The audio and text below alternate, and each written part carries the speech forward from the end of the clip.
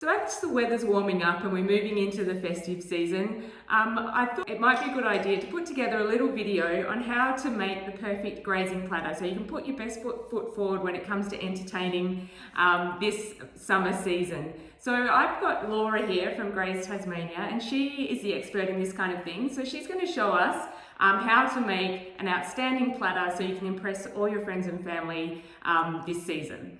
So Laura, I can see you've got some fabulous stuff here. Can you just sort of talk me through the different elements that you have here that we're going to build the platter from? Absolutely. So look, you can't go past some of our beautiful Tasmanian cheeses. We've got a King Island triple cream brie and a King Island surprise bay cheddar, which is one of my all-time favourites. And then we've also got an Ashgrove Little Blue. So it's good to have a couple of different types of cheeses. Everybody's got different types that they like. Quince paste here, which goes very well with either the soft blue or the triple cream brie. Lovely. We've got some Candani cold meats, salamis, and some pan cheddar. Nice. And then some delicious antipasto options with our marinated mushrooms and some Sicilian olives as well. We've got a lovely dip here too, and then some fresh fruit and veg, whatever's in season. But coming into the summer, the berries, you can't go past those. We've got our board here. Where do we start?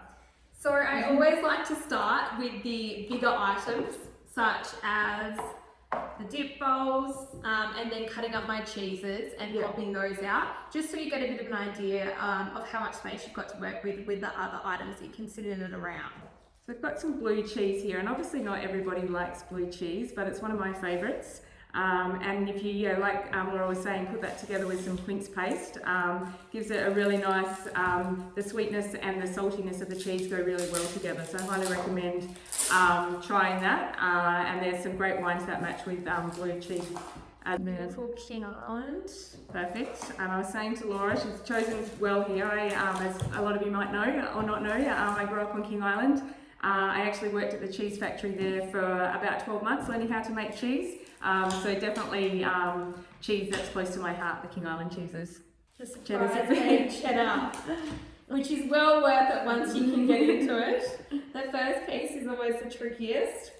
It's got the beautiful red wax on the outside. Bit of a signature for King Island.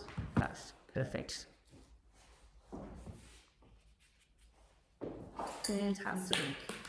So what's the dip that you have there? So it's a basil pesto essentially. So got some beautiful pine nuts in there too. Lovely. Rightio. So then once I've got the cheeses on there, my next would be some cold meats. So we've got a salami roast. Can you give us a few tips on how to make something that looks so good? So I just flatten them out on the board, but clearly. Look, salami and all cold meats are one of those great things that you can put them in any shape or form, and they look beautiful anyway. But a salami roast, my trick is to use a champagne flute. Right.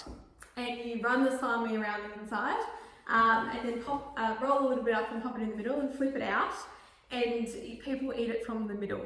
So you pull up a petal from the middle, but it will definitely impress your guests. So I try and layer it around a little bit, so there's not too much of anything in one space. Yep. Next, we'll do with the pear. So I cut my pears round ways so they can kind of be used as a bit of a biscuit. Yep. Good idea. Particularly for the gluten-free. For the gluten-free, exactly. And sometimes a bit of blue, some quince paste and pear pairs very nicely. Yep. And then you get the full shape and the height of the pear as well on the graze board, which is quite nice as well. Yep.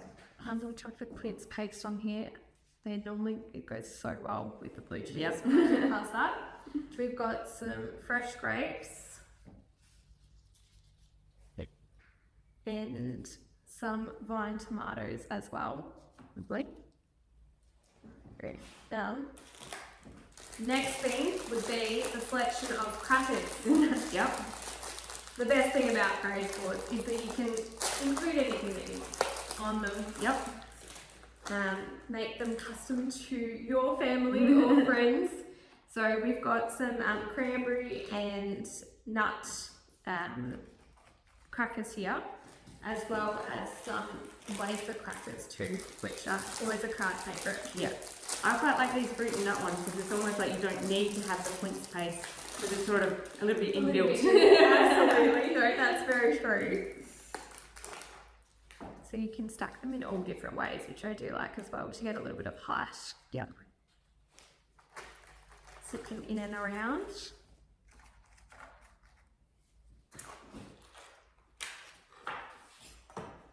The next thing would be veggie sticks. So we are lucky you can generally get fresh cucumber and carrot year round. Yeah. And they do add a bit of colour to a graze platter, but they're also delicious to either have in with the dips or to have some cheese on as well. This looks so easy. And it looks so good. And all your smile looks like a mess on a plate. Look, it's one of those things, anyone can do it. I'm a true believer in that. I love doing graze boards and platters because you get to be creative and no one is ever the same. Yeah. They all look a little bit different. So I do love that component of it. So we've got some little cute carrots in there as well, which I think they taste even better. Yeah. And now we've got some fresh berries to incorporate in here as well. So the fresh strawberries, they are actually delicious at the moment. Yeah, they've been good. They've been really good. Some blueberries as well. So I'll chuck them in, and they're a good space filler blueberries too. Yep. So sit them in and around.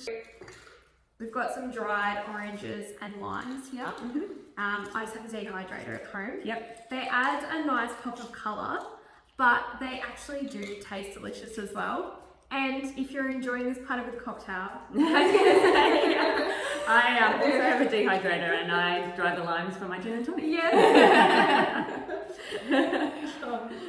When you don't have fresh limes. They do still hold a fair amount of flavour as well. So finally, to finish off, we've got some Blue Hills Tasmanian honeycomb. And this is a staple on all of my platters. People rave about it. It definitely takes your platter to the next level. Yep. So we just get a nice portion of that. And for people like wanting to buy honeycomb, is Yes. there any particular place that you go to get it? Because it's obviously not something that's as easy to find. Look, it's not something that's as easy to find, but local IGAs do normally stock it. Yeah, cool. So not at the bigger supermarkets, but absolutely, I know the Nord IGA and Hill Street in Longford also stock it. Mm-hmm. So if you are looking to grab some, then absolutely, that's definitely somewhere where you can grab it from. Yeah. Finally, I like to add a few blueberries on top just to finish it off with a little bit of colour up there. And that's pretty much all. You've got something on there for everyone. Absolutely amazing. But I think there's one thing missing, and that is something to have with the platter. Absolutely. Right. Now that sounds like summer. I do believe. There's nothing quite like the pop of a champagne bottle. No, absolutely not. Cheers. Thank you. Thank you. So Laura's going to show us how to make the perfect salami rose. You'll be able to impress everyone with this trick. So essentially I layer the salami around the top of a champagne flute. I overlap each piece a little bit, and I like to pop it in the first layer, probably 3/4 of the way in to get that height in the middle of the rose. On the next layer, I probably leave 3/4 of the salami round out of the flute. So you just go around and layer until it gets a little bit tight in the middle, and then you get your final piece of salami and fold it in half, and then roll it in on itself.